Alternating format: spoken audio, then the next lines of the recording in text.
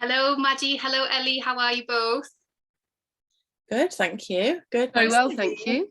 Good. So we've organised this really quick Zoom get together to talk a little bit more about Hadrian's Wall 1900. You guys are the producers on this huge year-long event. It's super exciting for Northumberland and beyond. We're expecting lots of visitors and lots of colourful activity to happen. And really, this was a chance just to kind of lift the veil a bit for artists and creatives that want to kind of know more and get in touch and know if there might be an opportunity for them to propose something, work on something, find out more about how it's all working and how those partnerships sit. So I'll ask the first question to you both and then you can decide how it best fits. But really, I'd just like to know, what is the process? You're an artist living in Northumberland or outside of Northumberland and you want to try and make something happen along the wall this year. What do you do? Shall I go? Yeah, you go. So basically, Hadrian's Wall 1900 from the outset has always been about inviting anyone to do an activity to celebrate 1900 years of history of Hadrian's Wall in any way they want, to a very kind of loose set of guidelines that we ask people to follow to make sure that we're not including things that don't fit whatsoever. So the process that we've taken is we've put together a kind of call out very early last year and received quite a few responses to that. And all we ask for is people to submit proposed activity to our proposed activity submissions form. And that asks for very basic detail. It also enables people to complete it without having any specific ideas, but in order for them to then be on our kind of mailing list in the gang, getting all the regular updates and things. So in that form we kind of ask for outline ideas, and if you don't have them yet you can put not applicable, and you will still be added to our mailing list and we can work out the best way to guide people. Yeah, we're calling anybody who's completed that form becomes an activity organizer, and what we're doing is we're really trying to create a community of activity organizers. So yes, there's interaction with us as a festival, but also there's opportunities for them to interact with each other and potentially create collaborations and that kind of thing. The submission form is on the Hadrian's Wall Country website, along with the festival criteria and some background around the festival. So that's a really great place for people to go to look at some of the detail around the festival and also access that submissions form. And yeah, you don't need to have an idea. You can just fill it in, become an activity organizer, and then what that will open up is regular updates about what we're doing for the festival, opportunities to come to sharing sessions, opportunities to come to fundraising workshops, access to toolkits that will help you organize your events, but that's all within the world of being in our community of activity organizers. Perfect, that's super clear. Thank you for that. So are there already some live events that people could have a look and see what might be happening, what's coming up? When's the first event? Well, we've been running events for nearly a year, so that form has been live for a year already, and we've already run a number of sort of Zoom live events, including sharing sessions and fundraising workshops and all kinds of things, but we've got a couple coming up. Maddie, do you have the dates there?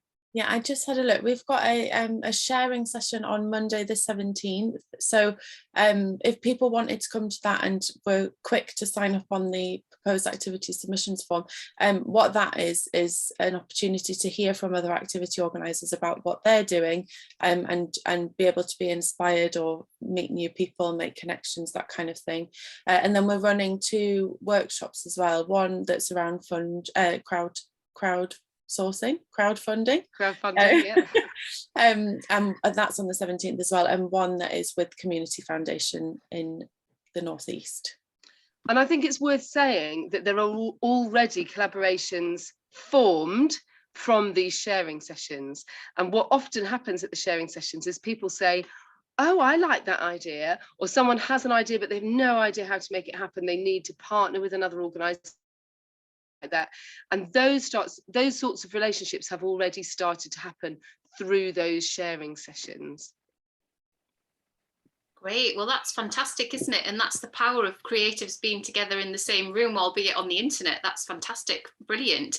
And we did have a question from one of the people on our Facebook group. We've got a Facebook group called Artists and Creatives Northumberland. There's about 70 artists and creatives on there. Most of them, I think, do live in Northumberland. So it's from Chinzia Hardy, and she said, can you ask the producers what the best way for individual creatives to connect with organisers of individual events is? And I think you've pretty much covered it, but just say Chinzia is there and she wants to connect with somebody who's already organising something. Would she just fill in your form and then get access to your portal, and then it would be really obvious? Yeah, there's a few things. So if you become an activity organiser, all of that information, as vague or as detailed as it is, comes to us on a spreadsheet, and we manage that. There's Maddie and I both as producers. We also have an engagement coordinator called Abby Shivrist, who's doing an amazing job, and is quite new in post. She has a little look, she's much closer to the detail, and sometimes she is able to recognise where some connecting might need to happen or could benefit, or recognise that maybe there's a bit of that going on and maybe we need an additional sharing session or something like that. She's also created a resource, which is a sort of profiles document, which all activity organisers have the opportunity to complete.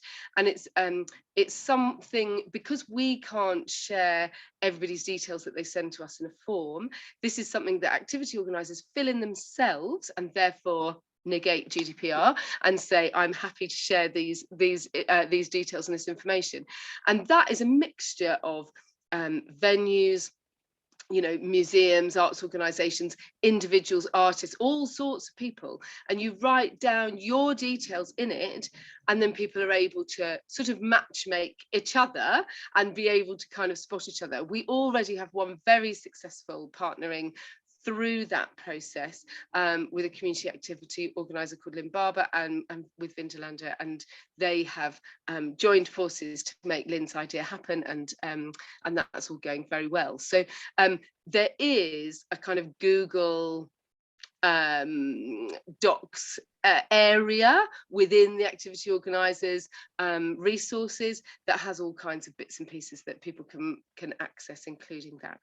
The other thing is, we know that Chinzia is actually signed up, so she should be receiving all of our emails. And if you're not Chinzia, please do let us know, and we can try to make sure, see what's happening there.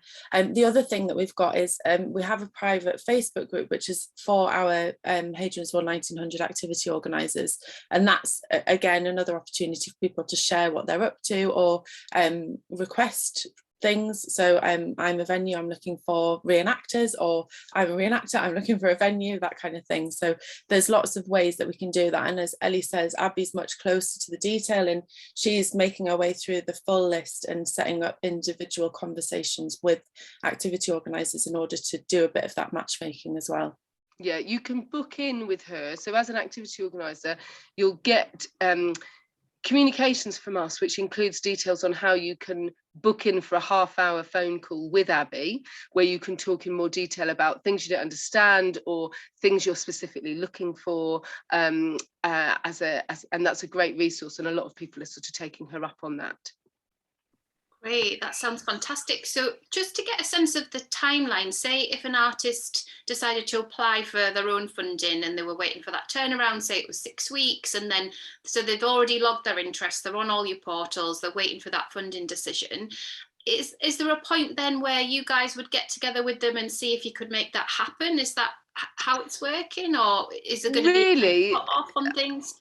Well, so we've sort of mentioned there's a kind of criteria for inclusion. It's very loose. It's really just about making sure that there's some connection to 1900 years of history of Hadrian's Wall, not just the Romans, anything at all.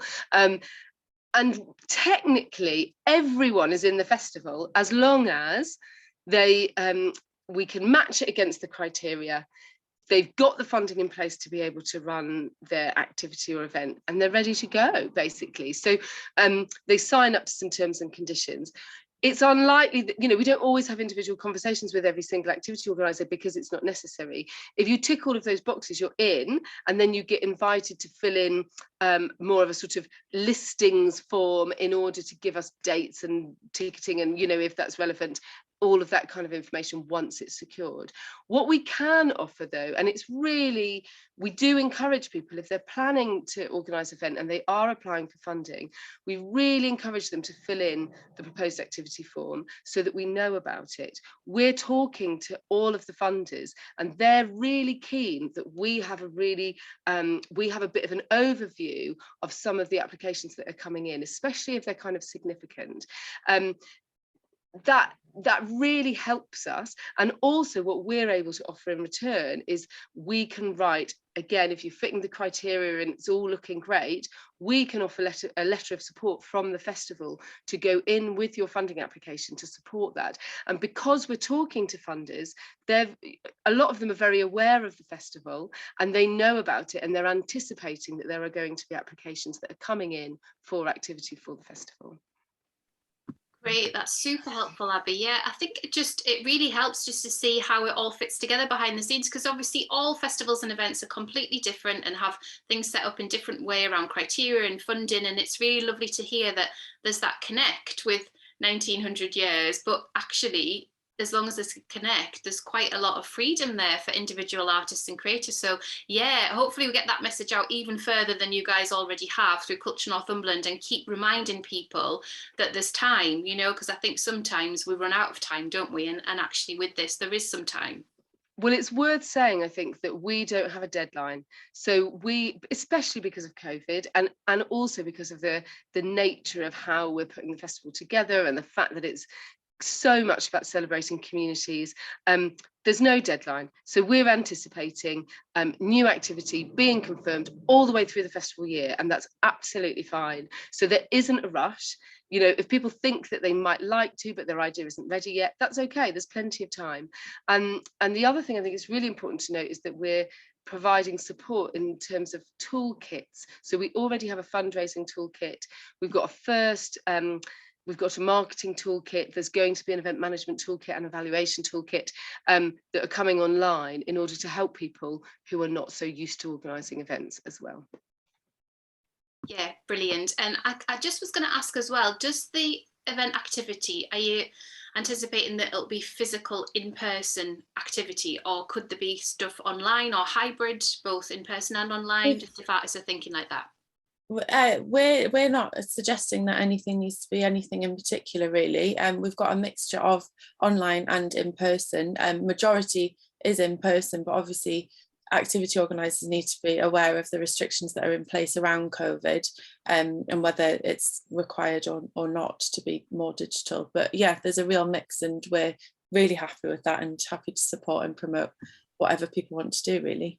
Great. Yeah, I mean, we might encourage people to think that maybe they've got a plan B that's a digital version of what they're going to do in case restrictions change, but it really is completely open, indoors, outdoors, whatever genre. Yeah. Brilliant. Well, is there anything else either of you would like to say to anybody watching, artists, creatives, writers, or do you think we've captured it all? I feel like it's really clear, and obviously people can write comments and ask questions on Facebook if they want. I can just direct them all back round into your portal. So if there's anything else, then feel free to shout, but if not, we can end it there. I think just to say the festival starts on the 24th of January, and so that's Hadrian's birthday. We've got a little bit of press activity happening, so do look out for that. We've got a new website that launched in December, which people probably have already seen, and there's lots more to come, and hopefully lots more to come from this network of artists as well. Yeah, and just to say, please join the gang, fill in a form, get the information, see what happens, and it just it might open some doors just to become part of our activity organizer community. Brilliant. Oh, thank you both so much for your time. And like I said, if you've got any questions, if you're watching this in the here and now, or if you're watching this in 6 months' time, some of this is still going to be really relevant. So just contact the Hadrian's Wall gang and let's make some brilliant art. Thanks, everyone.